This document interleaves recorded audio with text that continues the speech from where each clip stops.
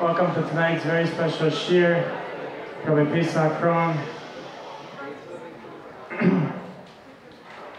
It's so special for the entire community to gather in unison, ba'achdus, for this very special event. Of course, the event is being dedicated to Elul Nishmat, loving memory of Racha Aliza Ba'or Nisanov and David ben Nisanov, Zichron Livracha. Of course, everyone's encouraged to make brachot in the back. And of course, all the learning tonight, of course, is for Elul Nishmat, and of course, Refuah Shlema for Aviva Bracha Ba'or Nisanov. And the Torah Time Daily Dose book was given out to over 150 people tonight. And of course, we thank all the generous sponsors for dedicating the book. Zecher Nishmas Bracha Aliza Ba'or Nisanov and Refuah Shlema of Aviva Bracha Ba'or Nisanov. We want to thank the partner organizations for tonight's event. Of course, Chazaq. We want to thank Young Israel Hillcrest, Rabbi Schnall, and leadership of the shul for partnering with Chazaq on tonight's program. Baruch Hashem's round of applause, Young Israel Hillcrest. Baruch Hashem. We're also together with Renewal, which we're going to be hearing about from momentarily, and all about kindness. And Bat Melech, of course, all about kindness is in the name itself. A tremendous organization in the community which does so much chesed, kindness for those in the need in the community. Of course, an amazing organization, and an organization called Bat Melech, which is an organization supporting women, teens, families in the community by strengthening connections between the families through dynamic programming and events. I thank Bat Melech and Aura, of course, and of course Chazaq. We're just 1 week away from the new school year. And of course, each one of us, if we think for a second, we know of a friend, a neighbor, coworker who has children in public school, and we can still do something about it. There's only a few days left before the new school year. So of course, let them reach out to Chazaq to help give them a Jewish education. Chazaq has after-school programs in over 20 different locations for these public school students, and have transferred over 2,000 students from public school to yeshiva. So of course, reach out to Chazaq to help give them a Jewish education, B'ezras Hashem. And we're going to start off tonight's event with some Tehillim, of course, for the Refuah Shlema of Aviva Bracha Ba'or Nisanov. It's an honor to call upon Rabbi Schnall to lead the first chapter, Kaf Aleph. Everyone can please rise.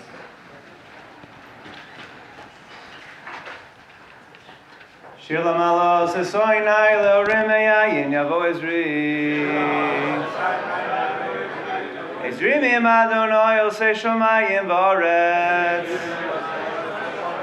Al Yitein Lamod Raglecha Al Yonom Shomerecha Hinei Lo Yonom V'Lo Yishan Shomer Yisrael Adonai Shomerecha Adonai Tzilcha Yad Yeminecha Yomam Hashemesh Lo Yakakov Yareach B'Loila Adonai Yishmarcha Mikol Ra Yishmor Es Nafshecha Adonai Yishmor Tzisecha V'Oecha Me'atov Yad Olam. Now we're going to Rabbi Nissan to lead Parak Kuflam.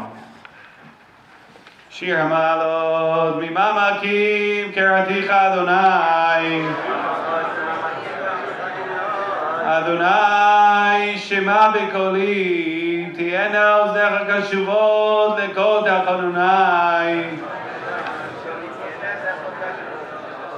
Im Avonot Tishmoria Adonai Mi Yamod Kimcha Selicha Leman Tevareh Kiviti Adonai Kivta Nafshi Ulidvaro Achalti Nafshi Adonai Mishomrim Laboker Yachel Yisrael El Adonai Kim Adonai Chesed Verbe Mofedud V'hu yivdet Yisrael mikol avonotav.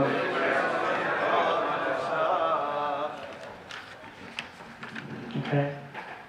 Shabbat Shalom Bekar Amen. And it's a great honor to call upon one of the partners of this event, Renewal, Rabbi Josh Sturm. There's a very special message for everyone, a great opportunity for everyone over here. Thank you. Thank you so much. It's really a privilege for us to be here tonight. A special thank you to Chazaq for putting this wonderful program together. It should be a zechut for the entire Nissan family. And they should see and feel that we are all together with them because we are Klal Yisrael. I want to just explain to you a little bit on that message of Klal Yisrael of how abnormal a nation we are. We are not normal. And I've been told that by doctors, by hospital people, by CEOs of the hospital, over and over and over again. They say, you are not normal. Renewal, the Jewish people, you're not normal. Why? Because in the United States, if a person needs a kidney, the average person in the country goes to the hospital with, if they're lucky, extremely lucky, they go with one person that may donate a kidney to them. Maybe. We don't know if they're a match. We don't know if they're willing. But they've said maybe they'll do it. That's the average person in the country. If they need a kidney, they have maybe one person. In the last 3 weeks, Renewal has been fortunate to have collected over 1,000 swabs of people that are willing to donate to a total stranger. This is Klal Yisrael. I'll share with you just a quick story. A friend of mine, who's a Rav, donated his kidney a few months ago. And I went to visit him in the hospital the day after his donation. And we were schmoozing, we're friendly. And he said, I have to share with you something. I said, sure. He said, I asked the doctor a question that I don't think I was supposed to ask. I said, okay, what'd you ask? He asked the nephrologist, that's the kidney doctor. He asked the nephrologist of the hospital, as he was going through the process, he asked him a very tough question. Remember, this is a kidney donor. He asked the nephrologist, he said, would you do it? It's a tough question. He put him on the spot. He said, would you do the same thing? You're testing me to see if I'm good, if I'm qualified. Would you do it yourself? And the nephrologist, who we work together with very well, he's a wonderful individual, does a lot of good. The nephrologist gave him a very honest answer. He said, at this point in my life, I wouldn't do it for a total stranger. He said, I'm not ready to do it for a total stranger. Maybe later in life, but at this point, I'm not ready to do it for a stranger.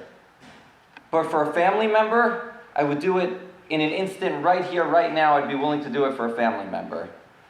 Well, this friend of mine turned to me. He didn't say this to the doctor, but he turned to me and he said, you know, the truth is, he and I have the same criteria.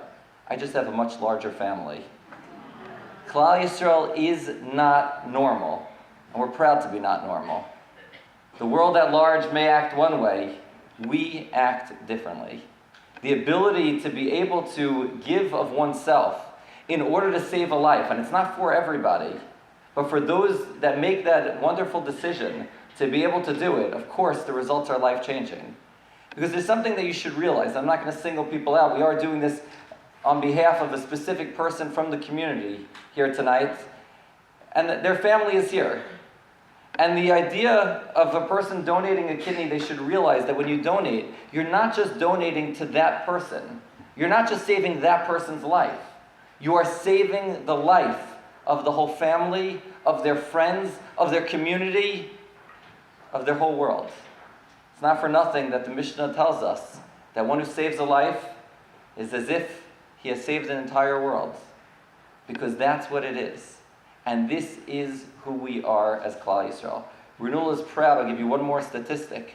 Renewal is very proud to have this idea that over the last 13 years, we have been responsible for roughly 18% of all altruistic kidney transplants across the United States.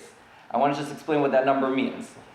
Altruistic is when a donor and recipient don't know each other. It's a terrible term because anybody who donates a kidney is altruistic, but that's the term the hospitals use when the donor and recipient don't know each other. We're responsible for 18%, but who are we? We are Klal Yisrael. Klal Yisrael is responsible for 18%. You know what Klal Yisrael makes up as a percentage of the Jewish people in America? As a percentage of the population in America? We're about 2%. That means that 2% is responsible for 18% of all altruistic transplants that happen across the country. I'm going to take that statistic one step further, because while Renewal services all walks of Jewish life, Our kidneys are coming not exclusively, but almost from the Orthodox, from the religious Dati population of the Jewish people. The Orthodox population of the United States is roughly 0.2%. 0.2% is responsible for 18%. You talk about Mi Ka'amcha Yisrael. This is who we are. This is how we weather every storm. This is how we weather every trial and tribulation. We band together as one family, as one united Klal Yisrael. And that is, Bezrat Hashem, as we enter into the Yom Noraim, that Zechut should stay with us and should carry us through. HaKadosh Baruch Hu should bless each and every one of us and our families with wonderful health, for Shalema, for those who need it, for all wonderful things for us, for our families, and for all of Klal Yisrael. Thank you so much. If anybody wants to get tested after Rabbi Krohn's speech, we'll be in the lobby doing swab testing for those who are interested. Thank you. Thank you, Rabbi Nissan and Renewal, for the amazing work you do. Introduce our next speaker. I think you could say as follows, the following story. So by Rabbi Farki, he said that once that in Israel, there's a part of Israel on the border, and by that border, a lot of people who are burglars, they try to smuggle cars into that part of Israel, and because once it goes through that border, then you're never gonna see the car again. So what happens? So there's 2 checkpoints at that border. So the border patrol at that checkpoint, they saw a certain car, and the first officers, they said they checked the license plate and everything. They said let it go through. So what happens? As it's going through, they go through the second checkpoint. The officers say, stop the car, we have to check it again. The officers said back, you already said it's good. They said, no, go check the car. And what happens? They checked the car and they saw it was stolen. So they asked the first officers, what happened? What was the difference? They said, we saw a bumper sticker in the back of the car. What was the bumper sticker? It said, Ein od milvado. There's nothing but Hashem. So what they did, they took this car, they drove it back to whoever owned it, and who was it? It was somebody. It was an irreligious man, and the irreligious man said they told them the story of what happened by the first border patrol, the second thing, and he said, wow, and he started crying, and he said, you're not going to believe what I'm about to tell you. He said that there's a group of young bachrim, young men, and they came to my family and they said, you should start maybe keeping a little bit of Shabbat, of Shabbos. And his family said, no, it's too much for us. They said, fine, maybe put on tefillin every single day, once a day. They said, no, it's too much. They said, fine, at least just put a bumper sticker on the back of your car. And what was the bumper sticker? Ein od milvado. There's no one but Hashem. And that week his car was stolen. So I think that to introduce Rabbi Nissan, and of course, I think you can say Ein od milvado, these 3 words, is they're such a role model. Literally hundreds of thousands of people around the world were inspired by the emunah of Rabbi Nissan, Rabbi Nissan, and the whole family. So everyone could please rise as we call upon Rabbi Nissan to say some opening remarks. Thank you for the introduction. Reshut, Rabbi Yishmael, Reshut, Rabbi Paysach Krohn, Reshut my mother, my in-laws, my beautiful wife, my children, and all the family members who are watching at home who cannot come today.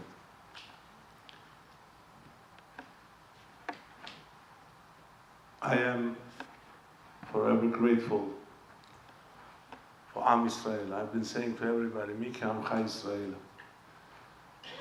I am proud to be a Yid, a Jew, and I'm proud to be part of this greater family. For me to stand here and to say publicly to everyone, thank you for your prayers. Thank you for being there. Thank you for being with us. I think I spoke to my wife. The half an hour we were trying to save my daughters was the only time I felt alone. Otherwise, since then, And the whole thing, how it happened, we saw it with our own eyes. We didn't understand. And no one else was there to jump in, so I just jumped in the water. What would any other father do, except that I don't know how to swim? And to see, I really thought we were going to be collecting body parts, because they went so fast, slammed into a slab of cement. I thought, the head is going to be one part, the body is going to be in another. And just to come over, got closer, Baruch Hashem, it didn't blow up, those jet skis. And to come and see my daughter, first I saw Aviva face down, and they kept saying, we have one. I didn't understand. They're talking about my daughter, Aviva. I thought they were talking about Rachel Aliza. So Baruch Hashem, with my wife and I, we pushed them up. My wife is screaming at the top of her lungs, please call 911. And for some reason, the guy who was supposed to be with us disappeared. Left the scene of the crime. So we're trying to push her up. Baruch Hashem, again, Chazde Hashem, that they were working on the house. So the workers helped us, pulled them out one by one. And now all of a sudden, I'm so happy my daughter she wakes up. I don't wish this on anyone. To see your daughter's face down in the water, unconscious. I don't know what to think. And then all of a sudden, after we got my daughter out, Aviva, I see my other daughter under the dock, all the way, from here till the bima. Now, I got so panicked. I ran. I don't know how. I grabbed her. I don't know if my wife helped me. We pulled her up, and I turned her over again. But she had a severe head trauma. Her head she hit severely against the pole, which is cement. I have scratches all over. I had scratches all over my hand trying to save them, because I had to hold on one thing to try to pull them out. And by the time the ambulance came, they were doing CPR, chest compressions on my daughter, my baby. And they took her in the ambulance, and I'm standing over there trying to figure out what, where, when, how. Now, I have a red cap on. Thank God I had it, because I have a bald spot. I learned the hard way, if you get a sunburn, it hurts, really hurts. So I'm just saying, Shila Malot, I'm just praying, Elahad Meir Aneni, Elahad Meir Aneni, B'schut Rab Meir Balanes. And walking back and forth, we don't know what to do. Our stuff is on the boat, our slippers, nothing. And once we came to the hospital, from then on, we did not feel alone. Chabad rabbi came from Broward County. My wife's sister from another mother, Vicky, she showed up. And the Rebbetzin also, her name also happens to be Rachel. And they come and give us the news that I wish no parents ever have to hear. That we saved one of your daughters, but we couldn't save the second one.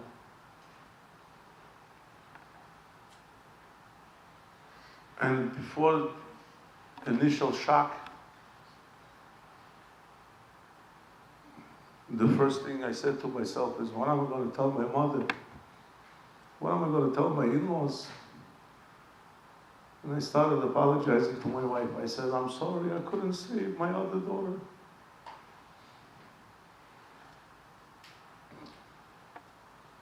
My grandmother used to always say, things could always be worse. Hashem shouldn't make it worse. Because no matter how bad you think, things could be even worse. And how fitting it is tonight, Rosh Chodesh Elul, which is Ani ledodi v'dodi li. I am to my loved one, and my loved one is to me.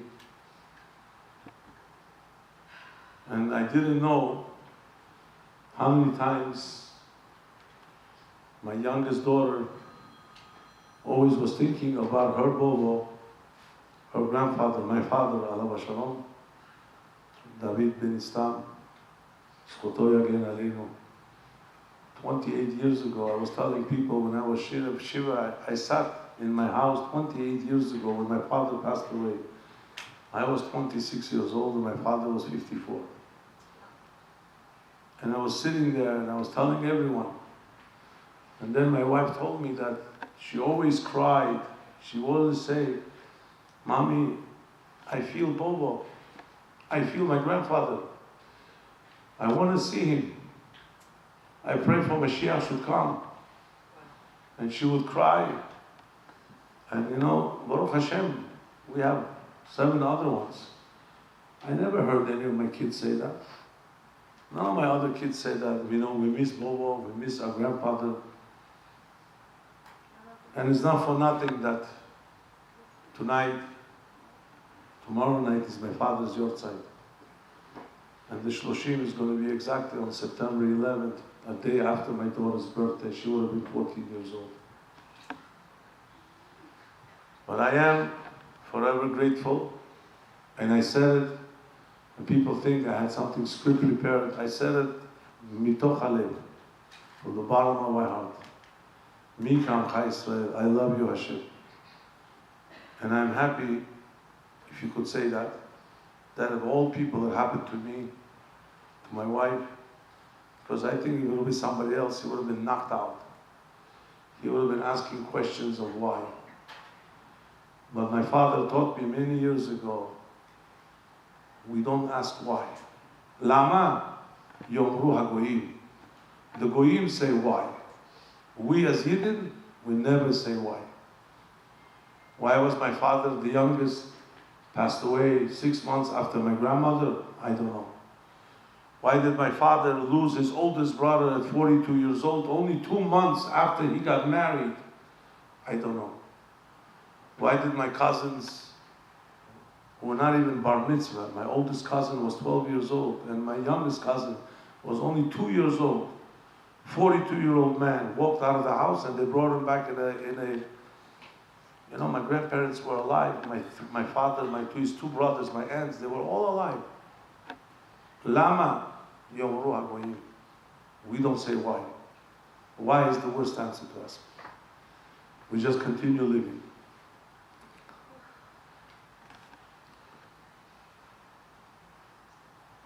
I have never seen such achdut as was mentioned before. We are one big family. Adam, atem kuriyim Adam, velo umot ha'olam kuriyim Adam. We are considered one. Adam in singular and plural is one. Because we are Yidden. I never thought I would see so many people. 2 o'clock in the morning, people are coming. I left the hospital at 2 o'clock to go get my passport, to get ready to go to Eretz Yisrael. Till 2 o'clock, people were coming. I didn't know that the state police trumped securities of the hospital. People just said, okay, we know why you're here, just keep going, keep going. 2 o'clock in the morning, I left the hospital at 2 o'clock. Till 3 o'clock, I asked my wife what time people were coming. 3 o'clock in the morning. The next day, I had to go to Miami to pick up my passport. 7 o'clock in the morning, people are calling me, you ready? Mi kamcha Yisrael, I am proud to be a Yid. I am more than that. Ani Aleph Bet Gimel. Ani Bukhari Geh. I am proud Bukharian. We are BAs, Bukharian America, not BS. And I saw it when we sat together, when everybody came, when everybody was coming to supposedly console. There is no consolation. There is nothing you could say. But the most important thing is that, as my father would always say, John Didesh, you have to continue living. You have to continue, and that's why I carry my daughter with me all the time. Because she's alive, she will always be with us. Someone asked me, so how many kids now do you have? I said, I always have 8 kids, I will always have 8 kids. She is my infinity. She's the 8th child. It's not Rachel Bitcha Aktana, it's Rachel Biti Aktana. My Rachel, she will be always a living thing. How fortunate it is for everybody, the mishpacha, everybody came together as one. Rabbi Peretz Steinberg, when he came to my house, he said, Rabbi Nissan, this is not your Shiva. This is Am Yisrael's Shiva. The whole Jewish people are sitting Shiva with you. Don't feel like it's only you going through this. People came, I don't know, I thought maybe they're my sons, maybe something. No, people just showed up. I said, you don't know me, but we heard, we came, we wanted to give you Mecca, coming to be, to give you offer condolences during the time of Shiva. And how fitting it is tonight, of all times that we gather here in this beautiful hall of Young Israel of Hillcrest, where we have many smachot here, many britot, bar mitzvahs, everything. How fitting it is that I have Rabbi Paysach Krohn, who I've known for many, many years. We did our first Shabbaton almost 25 years ago, Hudson Valley Resort, when it was still alive, and looking much better than it looks now. And we had a beautiful Shabbaton, and the Rebbe Krohn, who's been my wife's teacher when she went to Shevach, and she is, continuing to be my daughter, Aviva, Brachas, Manahelet over there. And we're a big family. Rabbi Krohn did the brit of my grandson, my oldest grandson. And also, Rabbi Krohn did the brit of my nephew, David Azaria. And what a small world together we're coming. And unfortunately, I don't know if Rabbi Krohn remembers, unfortunately, we were together at the Aguda convention. I came over with my wife to Rabbi Krohn and to Rabbi Krohn, and we said, I'm sorry, Rabbi Krohn, we won't be able to hear you Friday night because we have to go back to Queens. And little did we know that what happened. May you have a Rufah Shlema, may you continue to inspire others. And on a great note, I'm very happy to say that my daughter, Aviva Bracha, with your tefillot, with the tefillot of all God's Klal Yisrael, from all over the world, phone calls from Australia, from Austria, from Israel, all over. You guys all prayed for my daughter, and she's doing very, very well.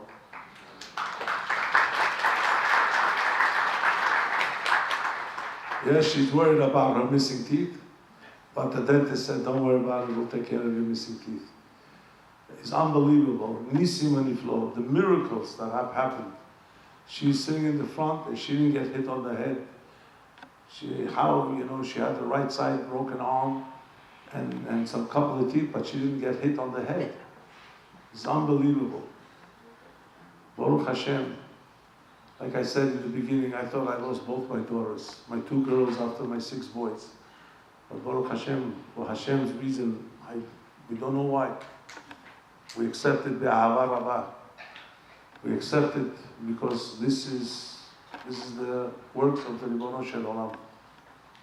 There was a famous thing, which with that I will conclude.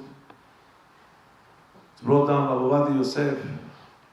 We know that we at Tzipita Yeshua, one of the questions that everybody's asked is, when is Mashiach coming? Ki lishuatcha kivinu kol hayom is the only tefillah on the Shmona Esrei. We say kol hayom. We don't say Rifeini kol hayom. We don't say Chonei la'adam da'at kol hayom. The only prayer, if you look at the Shmona Esrei, the only prayer we say kol hayom, all day, 3 times a day. Lishuatcha kivinu kol hayom, only for your salvation. Tzipita Yeshua. Do we really want Mashiach? So, the famous question, the Chafetz Chaim asked the question is, if Mashiach did not come during the Chafetz Chaim's time, the Rambam's time, Rashi's time, Tosfos' time, the Rosh, the Rif, Gedolei Hador, those people who, they are the people who are let us continue learning Torah. Why would Mashiach come in our generation, where we are so far removed? It's a question that bothered me. If Mashiach didn't come so many times, but there were more Torah, more Gedolei Torah, people who are doing Nisim and Niflot. My Zayde, my great-great-grandfather, who's buried in Haram Ruchot, next to the Or HaChaim HaKadosh, where it says on his matzeva, he died in 1911, and it says, Shezacha ligilui Eliyahu Hanavi b'hakitz u'betadir. Eliyahu Hanavi came to visit my grandfather's grandfather. But Bahakitz, when he was awake, Tadir, all the time. If Mashiach did not come during his time, Why would he come during our time? Why would he come during the time of Shlomo Nisanov? Who am I? It's a good question. And the Chafetz Chaim gives a mashal. He says, imagine a giant, big, huge, tall guy. But no matter how tall he is, the mountain is a little taller. It's about 2 feet tall.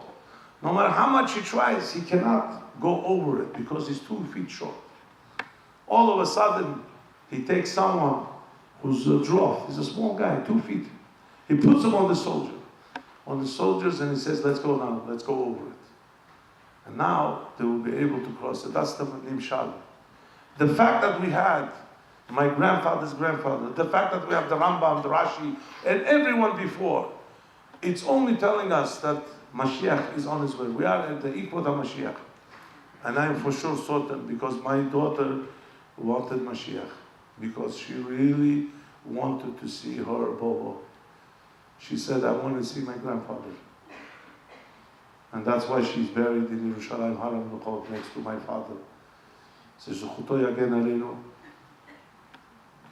Abba, Papa, I know you hear me. I know you're with me. I always say to myself, what would you do if you would be in my place? There are times I want to do something, say something to people I don't like, but I am reminded of you. He always told me, John Dedesh, don't argue with a foolish person. We don't know who's the fool. If you argue with him, then you might be the fool also. And my father used to tell me, if someone spit at your face, just look up and say, wow, where is it raining from? Guy spit in my face. If Hashem didn't want that spit to hit your face, it would have never happened. And if it happened, Ratzon Hashem. Don't ask why. With that, I'd like to introduce my mentor, my storyteller. Every year at the Aguda convention, I know why they let him speak last, Friday night. Friday night, nobody's going to stay up till 11 o'clock. But when Rabbi Paysach Krohn speaks Friday night, everybody's going to stay up, including myself, including my wife. Chawad Rabbi Paysach Krohn.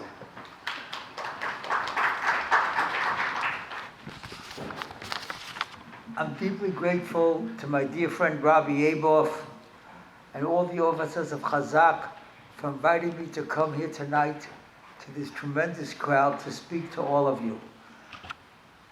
I'm so proud to be up on this podium. At this podium, without a doubt, I must have done 50 brisin over the years, over the different rabbanim. And I'm proud, if any of you are people that I did the bris for or for your family, I thank you for your confidence. But I must say also, if I did 50 brisin, I ate 50 bagels and lox back there as well. So, it was always a good day. I just want to thank also the Bolzan family. They sponsored part of this. Le'ilu Nishmas, Rivka Necha, Bas, Moshe Yitzchak, Mrs. Bolzan's family helped sponsor tonight. We have come here tonight on a night of contrasts. The first contrast, we're now in Elul. Elul is the end of the month, end of the year. But Elul is also the beginning of the time of Tshuva. 40 days of Tshuva from beginning of Elul till Yom Kippur. As a matter of fact, I wrote this book, which is called Yom in the Rome with the Maggid, which is available outside afterwards.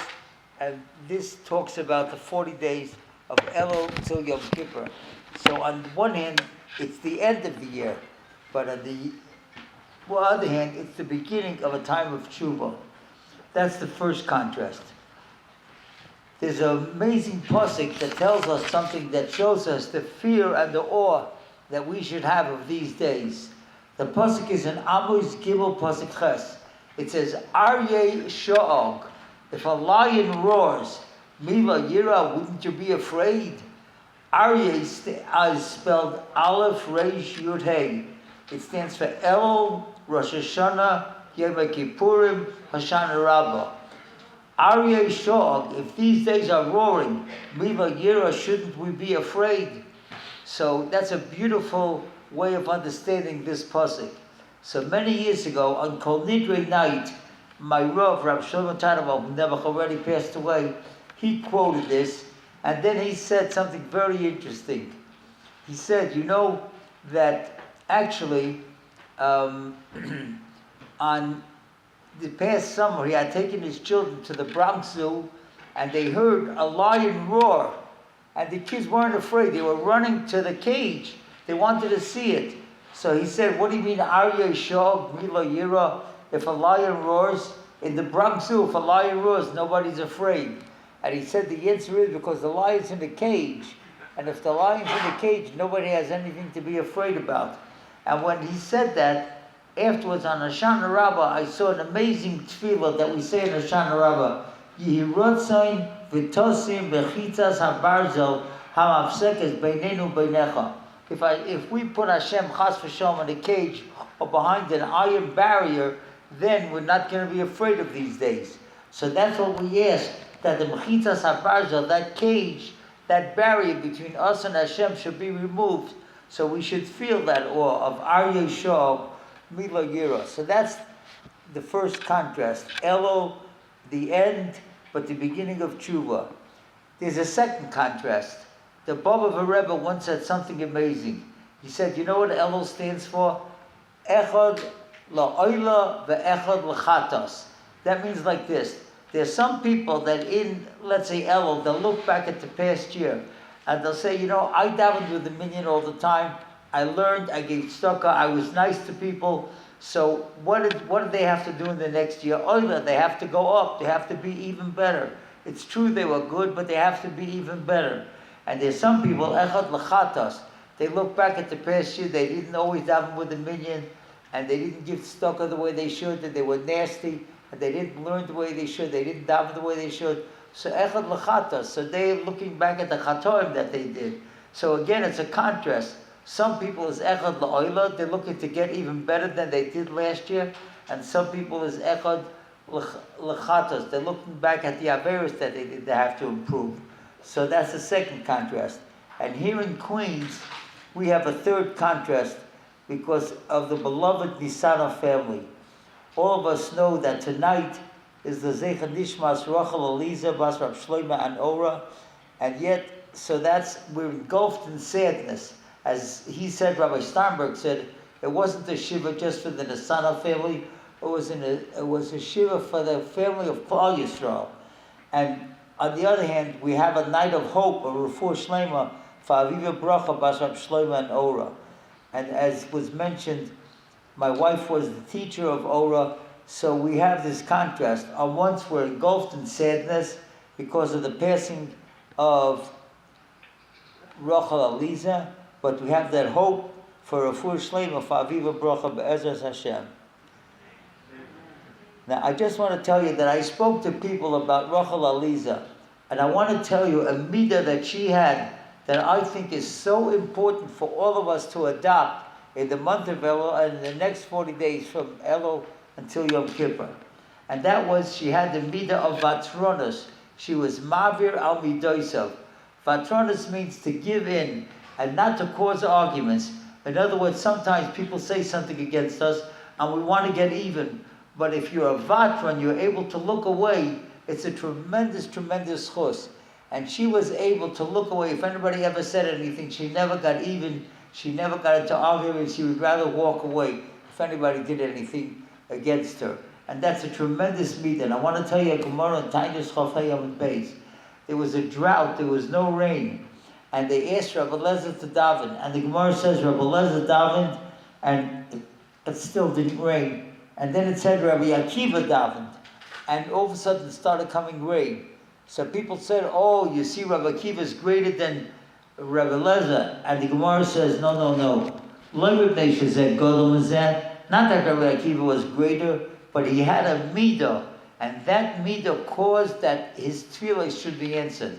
And that is, he was a vatron, he was able to be ma'avir al midosav, to look away. Now we know there's so many people who say something against us, our families, and we want to get even. But if you're able to look away, the Mesilas Yesharim says in Perek Yutes, if somebody doesn't want to look away, how in the world are they going to survive a Rosh Hashanah and Yom Kippur? Because then Hashem won't want to look away. We all have done things that we're not proud of. And we want Hashem to look away from those things. The only way Hashem will look away from anything that we did that was negative the past year is if we have that midah, that we are willing to look away from other people who have done something nasty to us. And like this, Hashem will also look away at anything that we did. And so we have to adopt for us the midah of Rachel Aliza to be a Maver al Midosef, to be a Vatran. Now, I just want to say something regarding Aviva Bracha. You know, we're all davening for her, as her father mentioned. And Klal Yisrael is davening for her. Now, I just want to tell you what Rav Schwab said. Rav Schwab said, every day in Moedim we say, V'hamerachim ki lo samu chasadecha. Hamerachim, Hashem is the compassionate one. His chesed never ends. Ki me olam kivinu lach. We're always hoping for you. So Rav Schwab in his genius said, what does the word kivinu mean? Everybody says kivinu means we're hoping.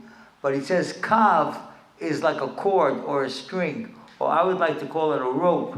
And he says, and based on what he says, I would say we have a rope of hope. Ki me olam kivinu lach.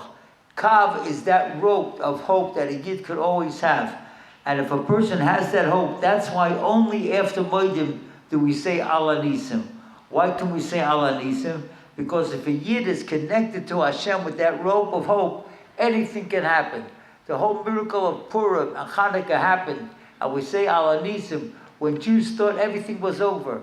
But being that we have that rope of hope, of connection to Hashem, Ki me'olam kivinu lach, then we could say Ala Nisim. And that's what we hope for Aviva Bracha. Of course, she had very, very difficult accident, and she needs miracles. As the father said, miracles are happening. And mitzvah Hashem, v'amarachi ki yosamu chasadecha, ki me'olam kivinu lach, and that's exactly what we're hoping. And I want to say also, I don't know how it is by Sfardim, but by Krishma Alamita, by Ashkenazim, we say the pasuk, L'shuoscha kivisi Hashem, we switch it around 3 times. Kivisi Hashem l'shuoscha, Hashem l'shuoscha kivisi. Why do we switch it and say it in different ways? And the answer is because when a person is looking for salvation, many times it doesn't come in the regular way. It comes in a roundabout way that you wouldn't even think about it. And I'll give you an example. For example, let's say, somebody sends their son to a yeshiva in Eretz Yisrael, and it turns out that the guy ends up marrying his chavrusa's sister. And how many times does it happen? Girls want to go to a seminary, and they don't get into the seminary that they want to. They get into another one, and they're very upset. And then it turns out they married their roommate's brother. But that's not the seminary they wanted to go into. But that's what Ki Shuoscha Kivisi Hashem, Hashem L'Shuoscha Kivisi. And therefore we know that Aviva Bracha needs big nisim. And so it's not going to happen in the conventional way. It happens in a roundabout way, in a miraculous way, as Rav Shlomo Shlita said. And then mitzvah Hashem, that's exactly what we're hoping for, in that way. Now the topic tonight, the way Rabbi gave it to me before everything happened, was coming home in Elul. That was the topic. And of course we want to come home to Hashem. So what is Hashem's home? And that's what I would like to talk about for the first part of this talk.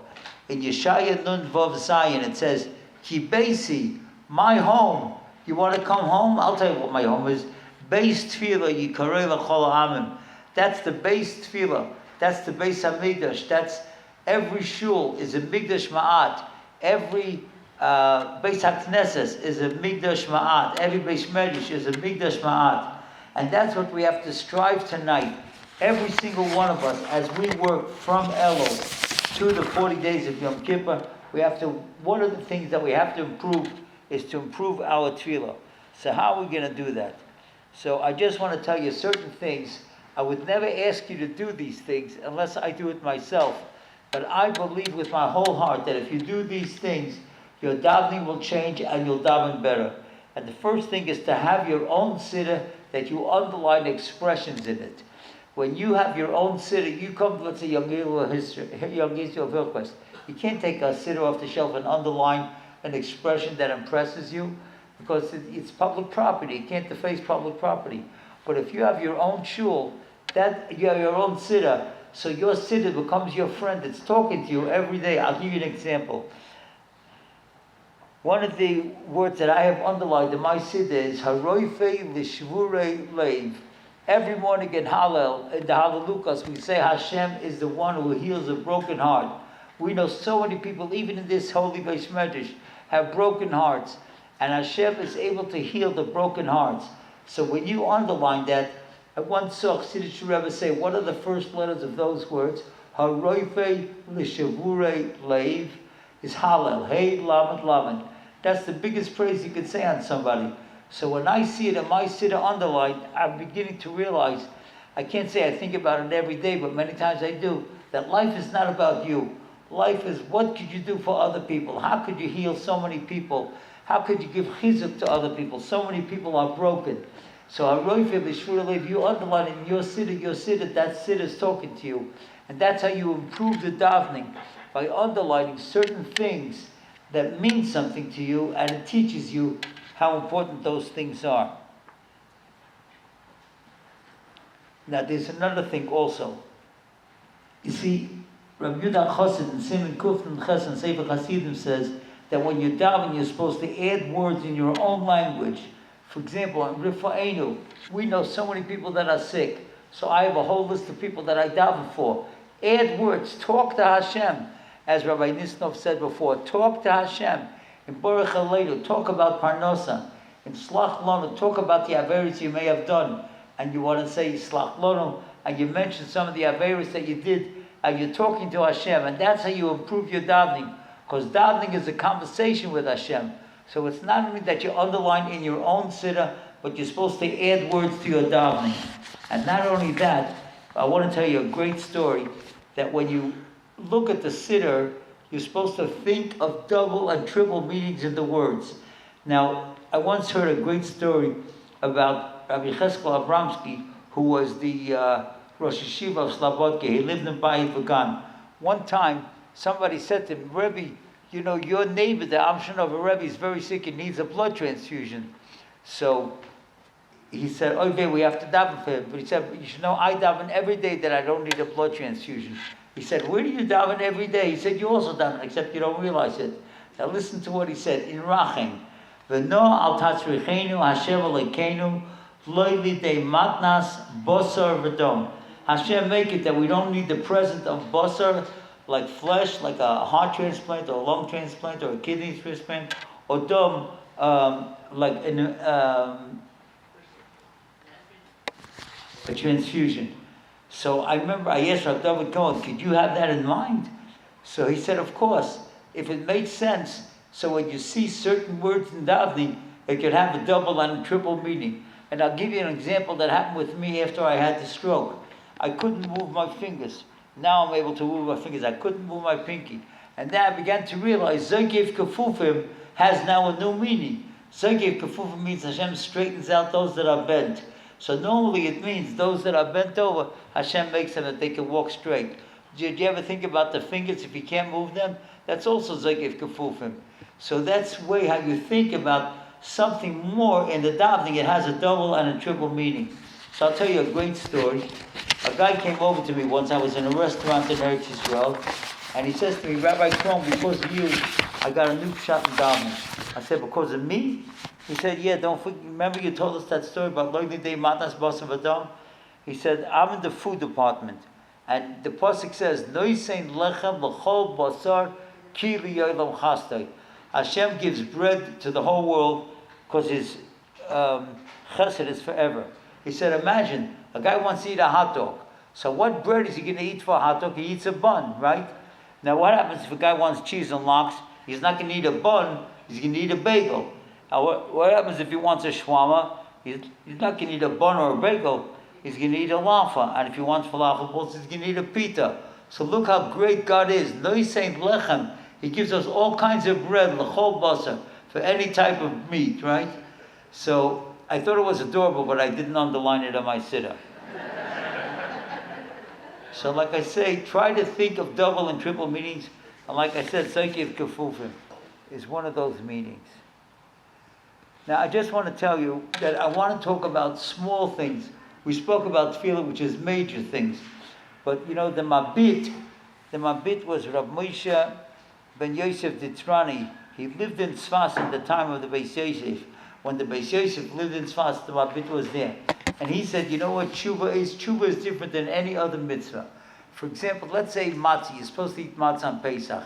If you don't eat a kazayas matzah, so that's it. You weren't makayim the mitzvah. You didn't do it in its fullness. And let's say sukkah. You didn't eat a kazayas in the sukkah, so you weren't makayim the mitzvah of sukkah. He said, but tshuva is different. Tshuva means to return. So any way that you return, even a little bit, if you do a little bit of the mitzvah more than you did before, that already is tshuva. And that's what we have to do. We have to take little things that we weren't careful with, and you become a little bit more careful, and that's what tshuva is. Tshuva means to return. And if you take one step, that's one step closer to Hashem. That's one step of tshuva. And that's why I want to talk about certain things that maybe we're not always so careful about. Now, I wrote a book. It was called From Sorrow to Celebration. And From Sorrow to Celebration, it was about the 3 weeks, the 9 days, and Tisha B'Av. And you know, the book was, in a sense, very sad because it talks about the saddest days of the year. And I wanted to build it up and make it a little bit more positive. So I looked up in history the Gedolim that passed away in the 3 weeks. It was Rabbi Yashev, Rashi, Rabbi Chaim Moshe Gruzinski, and other people like that, and the Arizal. And I saw a fabulous story about the Arizal that I want to tell you affected me, and it should affect all of us. The Arizal was able to look at your face, and he would see exactly what you did wrong and with the tikkun that you need. So, of course, if people came to him, they were able to do tshuva right away because he was able to see exactly what was wrong. So listen to this. A guy came to his house, and he was walking very stiffly. So the Arizal said, are you in pain? So he said, yeah, my shoulder hurts. So the Arizal looked at his face. He said, I'll tell you why your shoulder hurts. He said, why? Because you're not careful of my Krohn. He said, my Krohn, what does that got to do with it? He said, because the Gemara Brachas Mem Beis Amud Aleph says, take Eflin and Tilas Yadayim Bracha. As soon as you wash your hands of my Krohn, you're supposed to bench. You're not supposed to talk out. So the guy said, I always live in Shnayis after I wash my Krohn. He said, you can't even talk in Torah. That's a hefsek. And Tekef is a oisi, is tough, kaf, pay, and kosef is kaf, tough, pay. So because you're not careful in the Tekef of bracha, the Notila, that's why you have pain in your shoulder. And that's something that I think that we should all be a little bit more careful about. First of all, even women should be washing Mamachoyan. And as soon as you wash Mamachoyan, right away you should start benching. Don't talk, don't start singing or the nigunim. Don't worry about what the kids are doing. Don't be texting. Right after Tekef, the Natila, Bracha. And that's something that we can all start being careful from tomorrow. Whenever you wash on a bagel or whatever you wash on bread, you have to be very careful. I want to talk about another thing that we should be a little bit more careful about. Again, these are small things compared to tefillah, but these are small things that we can do tshuva in and how we can make a little correction. And that is keeping your feet together. I want to tell you what Rabbi Moshe says about those people who don't keep their feet together like one during Shemoneh Esrei. There's some people that keep their feet so wide apart you can kick a field goal between them. But that's not how you're supposed to daven. You're supposed to daven so that the heels and the fingers of the feet are supposed to be together as one, like a malach. And Rabbi Moshe writes that if a person doesn't do it, even if he's Rebbe, even if he has a Hasidic Rebbe, and some of the Hasidic Rebbeim, they daven like a triangle, only the heels are together, not the fingers are together. Rabbi Moshe says, don't let the man daven for the Omen, even if he's following his Rebbe. Take him away from the Omen. Could you imagine? It's an Igros Moshe Arachayim, Chelek Hey Siman Lamed Ches Oitzei, if you want to look it up. And he says, Ein lo haniach laseis kein. Even if people daven like that. Now you'll see people don't always daven with their feet together. But from tonight on, when you daven Ma'ariv, don't forget to say Yalav Yahweh, of course. But you got to keep your feet together from the heels to the toes, not like a triangle, because that's not keeping it like the Malach.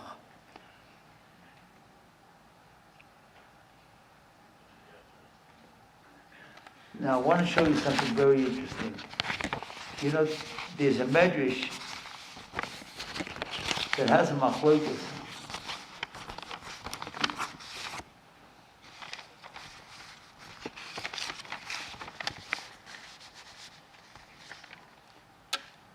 There's a medrash that has a machlokes. The medrash tells us that there's, so to speak, as if it's a machlokes between Hashem and Klal Yisrael.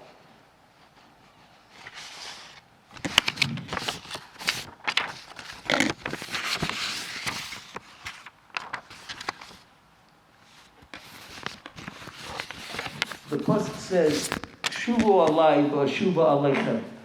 You shuvu alai, you return to me, and I will return to you. But we say to Hashem, "Hashivenu Hashem elecha v'nashuva." You take the first step. So Hashem and Klal Yisrael have a machlokes, so to speak. We say, Hashem, you take the first step. Hashivenu Hashem elecha v'nashuva. But Hashem says to us, we should take the first step. Now, if you notice, the Gemara tells us in Menachos that the world was built like a hay. Now, what does that mean? A hay, as you know, has a ceiling on top and no floor on the bottom. Why doesn't it have a floor on the bottom? Because a person could fall all the way down. There's no end to how far a person could fall. But a person has to know that you could always come back to tshuva. That's what that door, that's what that little space on the side is. A person can always come back to tshuva. And so that's what the hay is all about. And that's why the Gemara says that the world was created like a hay.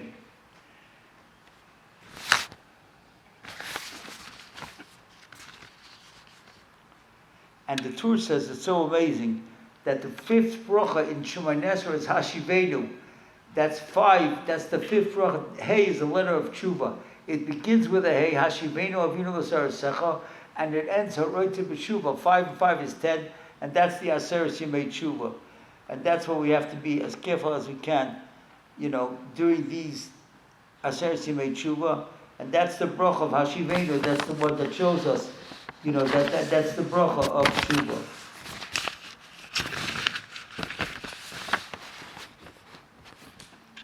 Now I want to tell you about another thing that nobody ever talks about. And I think it's very, very important. And I'll tell you some unbelievable stories. The Friday night Suda is one of the most important vehicles of Masorah that we can give over to our children. When parents sit at the table and a father says a Dvar Torah on the Parsha, he's giving over his hashkafas of what he feels the Torah hashkafas are of the Parsha to his children. A Friday night Suda should not just be stam conversation, just kidding around. I mean, it's a wonderful time for families to get together. But a person has to know that that's a time when you can give over to Masorah. And not only that, but even the inanimate objects on the table have a meaning. For example, in Siman Reish Ayin Aleph, it says that the bread, the challah, has to have a cover. I don't know if you know why. Do you know why the challah has to have a cover? And the Mishnah Berurah brings it. Shalayira ha-pas boishtoi, that the bread shouldn't feel embarrassed. Because really, if you have bread and wine in the middle of the week, you have to make the bracha on the bread first. But tonight, you're making on the wine first because of Kiddush. So the bread could feel embarrassed. So listen to this. Rav David Leib was the father of Rav Henoch. Rav David Leib was one who started Chofetz Chaim. He once said, imagine a father comes home from shul and he sees the table wasn't set the way he wanted, where either the dishes or the napkins or the silverware, and he says something to his wife and he embarrasses his wife. Or let's say a kid comes home from yeshiva and he doesn't say the Dvar Torah the way he's supposed to say it. And what happens? The father scolds him in front of everybody, and he doesn't realize that the cover on the challah is teaching him, don't embarrass anyone, don't embarrass even an inanimate object. How much more so a child or a wife or anybody at the table. You have to be so sensitive to the people around the table.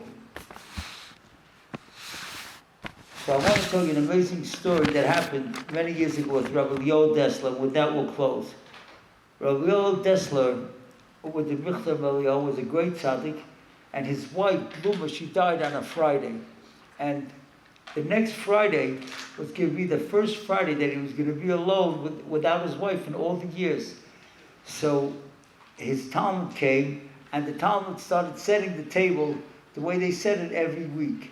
And he put the becher on the table. And Rabbi Yodessa said, take away that becher. I want the becher that's on the shelf. And the Talmud couldn't believe it.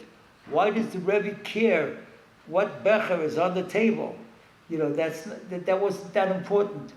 But whatever it was, he said, Rebbe, I would like to ask you something after the meal. And after the meal, he asked the Rebbe, why, Rebbe, did it make a difference what becher I put on the table? So listen to what he said. He said, I want to tell you a story that I never told you before. He said, from 1941 to 1949, he was the head of the kollel in Gateshead. Rabbi David Dryan had called Rabbi Yoel Dessler to open up a kollel in Gateshead, and that's where he was, in Gateshead. And in 1946, the Ponevezh Yerov came to Gateshead, and he was so impressed with Rabbi Yoel Dessler, he wanted him to be the Mashgiach in Ponevezh, but he couldn't go then. He came 2 years later, in 1949. 3 years later, in 1949. And that's when he was in Ponevezh and in Bnei Brak. And when he came to Bnei Brak, he found out that the Chazon Ish's shear of the becher is bigger than the one that he was using. So he went to a store and he bought a bigger becher. And when he put it on the table the first Friday night, his wife said to him, why did you switch the becher? We've been using a becher all these years. Now what was so special about that becher? Rabbi Yoel Dessler got that becher from Rabbi Chaim Moshe Grzinski. Rabbi Chaim Moshe Grzinski was the Goyen in Vilna, the Gadol Ador with the Chofetz Chaim, and he got it from Rabbi Yisrael Salanta. Rabbi Yisrael Salanta was the grandfather of Rabbi Chaim Moshe's first wife. So Rabbi Yisrael Salanta gave the becher to Rabbi Chaim Moshe, and Rabbi Chaim Moshe used it all the years. So his wife said, if it's good enough for Rabbi Chaim Moshe and it's good enough for Rabbi Yisrael Salanta, it should be good enough for us. So he saw that she was gechep, and she felt bad. So he put away the becher. But then he said to the Talmud, so that was in the Shalom Bayis. And she had Gedolim on her side. So therefore, that's why I felt that Shalom Bayis should overrule it. But now that she's not here anymore, it's not an issue of Shalom Bayis, I feel that the Chazon Ish has more of a value here, and that's why I wanted to change the becher. So we see that the Friday night table is a time not only to give over, but even the things on the table can have an influence. So that's the bracha that I want to give everybody, that we should know that we come in Elul, and we have 40 days of tshuva, and we have to remember that the world is like a hay. There's no end to how far we can fall, but that door is always open for tshuva. A person should never feel bad of what he did, no matter what you looked at, no matter where you went, what you said, or what you did. You could always do tshuva. That's what the hay is all about. And Hashem should bless each and every one of us, that we should be able to fulfill our potential. That's the biggest bracha. Every man, woman, and child that's going to be watching from Chazaq, it's all over the world, Torah Anytime. And that's really at Rabbi Nissanov's Shabbaton. That's when I met Shimon Kol Yaakov the first time, and Reuben Kol Yaakov. But that's how Torah Anytime started, from that Shabbos. So we thank you so much. And I don't know where my aide is, but he's usually behind me. Where's Paul? Oh, here he is. He deserves a tremendous thanks. Please give him a...